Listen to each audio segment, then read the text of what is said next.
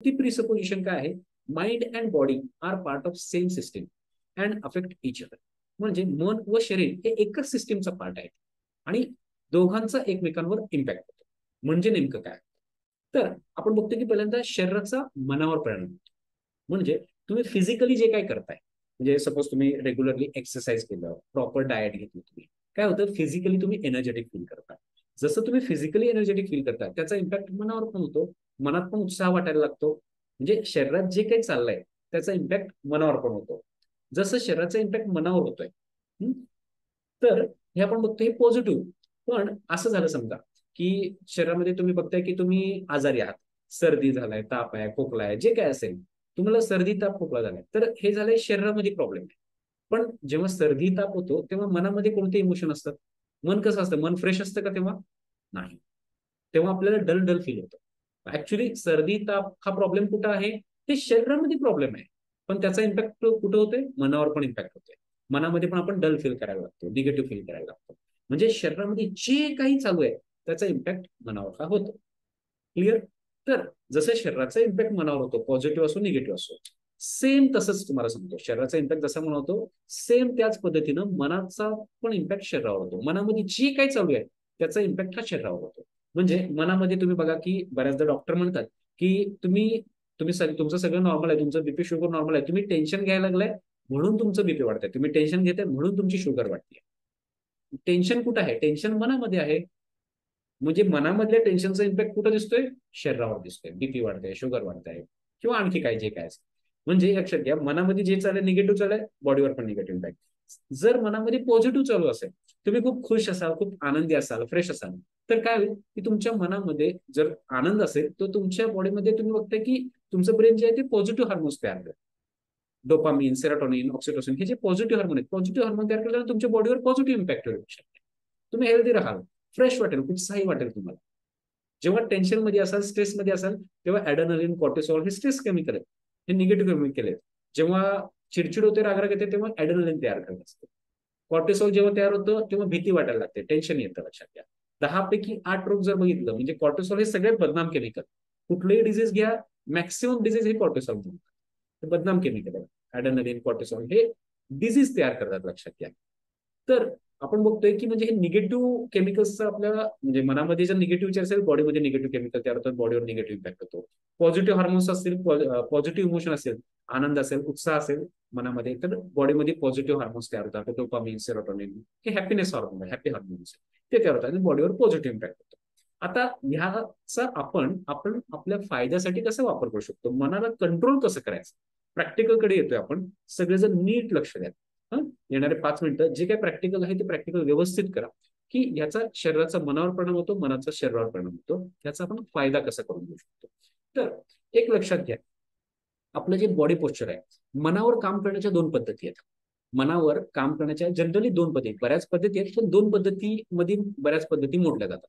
तर त्या 2 पद्धती काय आहेत, की पहिली पद्धत आहे की डायरेक्टली मनावर काम करणं, म्हणजे आपल्या विचारांवर, आपल्या भावनांवर काम करणं. तर मन ही खूप अशी जटिल गोष्ट आहे. तर डायरेक्टली मनावर काम करायचं तर त्याला वेळ लागतो, मनावर कंट्रोल मिळवायला सहजासहजी नाही, या विचारांवर ताबा मिळवणं वगैरे सोपी गोष्टी आहे, बरेच दिवस मेहनत करावं लागेल, इझिली नाही होणार. हे झालं डायरेक्टली मनावर काम करणं. आणि दुसरी एक पद्धत आहे की आपल्या बॉडीच्या थ्रू मनावर काम करणं, म्हणजे फिजिकल बॉडीमध्ये काही चेंजेस करून त्याच्याद्वारे मनावर काम करणं. तर दुसरी जी पद्धत आहे त्या दुसऱ्या पद्धतीनं इन्स्टंटली तुम्हाला काही ना काही रिझल्ट दिसायला मदत होते.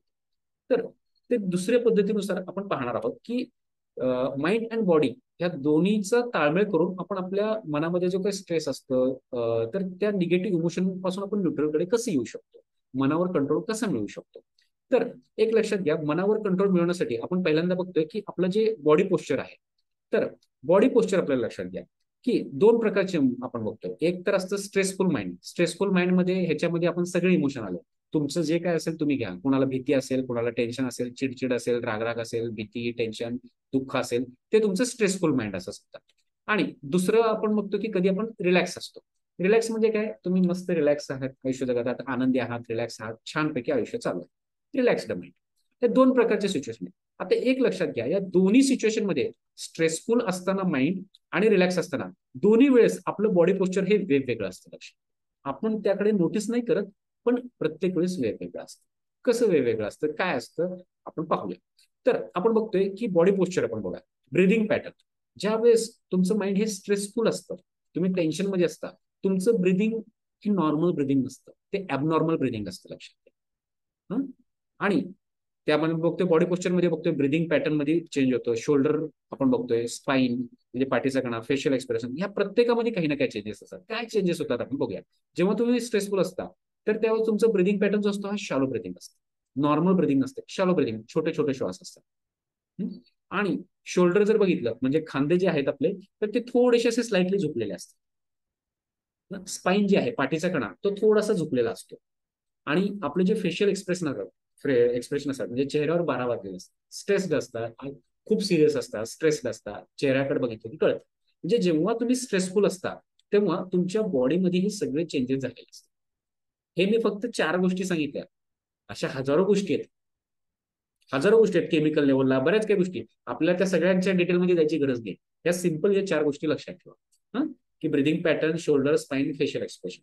म्हणजे काय होतं, जेव्हा तुम्ही स्ट्रेसमध्ये असता तेव्हा ब्रिदिंग जी आहे ती शॉलो ब्रिदिंग, छोटे छोटे श्वास व्हायला लागतात, नॉर्मल नसतं. खांदे थोडे झुकलेले असतात, पाठीचा कणा थोडा झुकलेला असतो, फेशियल एक्सप्रेशन चेहऱ्यावर 12 वाजलेले असतात, सिरियस असतो चेहरा एकदम.